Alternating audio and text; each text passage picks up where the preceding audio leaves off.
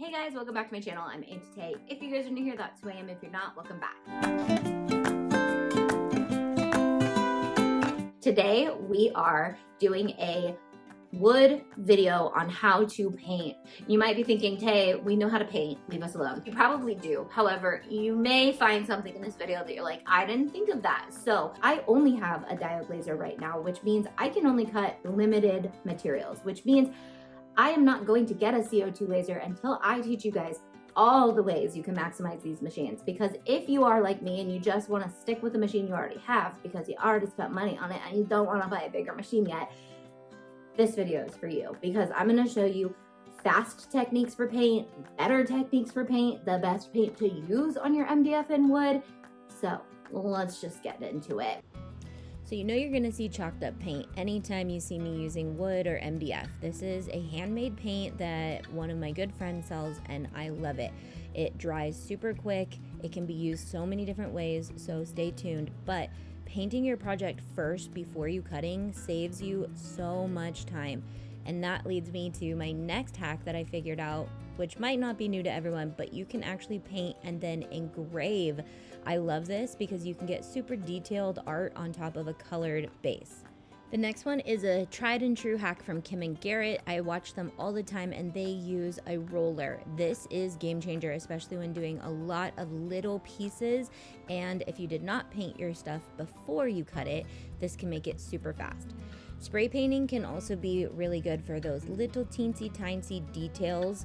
I'm still mastering spray painting, but it is a great way to get all those little cracks and crevices when you're doing small little tiny projects.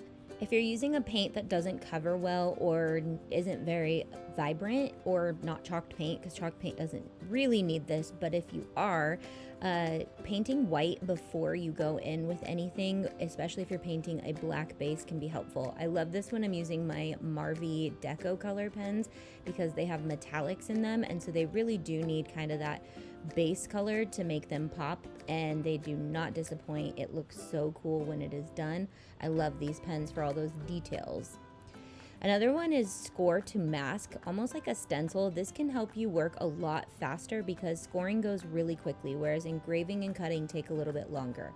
Sometimes I'll use pens when I do this, and I can use other techniques depending on if I'm doing this on wood or acrylic or anything. So paint pens in general are just a great way to get small details. It also helps you get different colors mixed together. If you want to do more in-depth designs on your projects, you can pre-paint and then go in with paint pens to do designs as well.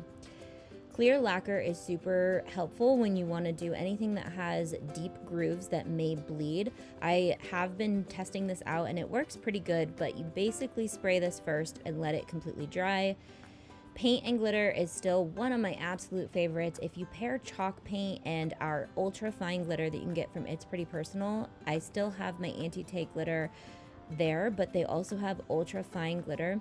It covers so quick. I'm just showing you a couple different colors here, and this is actually from our original line in a bucket, but this will work with any glitters. But the finer the glitter you can get, the more coverage you'll get. I just love doing this, and doing it in batches of the same color does help kind of go a little bit quicker, but full coverage, I love it. And don't be ashamed to use your finger. Honestly, there are gonna be times when you're just like, tools do not help, and I was given these little appendages that work great, so do it. And then paint and color batches. Pull out all of the little things that need to be colored red. And then I did use this guide to do 50 Mickey ears, and it really helped. I just printed it out, but I liked to grab all my pieces and just lay them flat and either use a roller or a brush, but paint batching. Paint stain, we've been doing this a lot, and I was trying it out with the inner parts and the outer parts of my labels for my scrap box, but paint staining is so fun and it works really good on MDF, or not MDF, but balsa wood. I do suggest doing this on a wood, not MDF. It would not absorb properly. And here's an example of just the subtleness of paint stain, which we love. And then stipple, it's just a fun little polka dotty type thing that you can do with paint pens, and I like it for just little details. So there you go. That's 13 ways to doctor up MDF. If you want more, comment down below. I would love to show you more. Love you guys. Bye.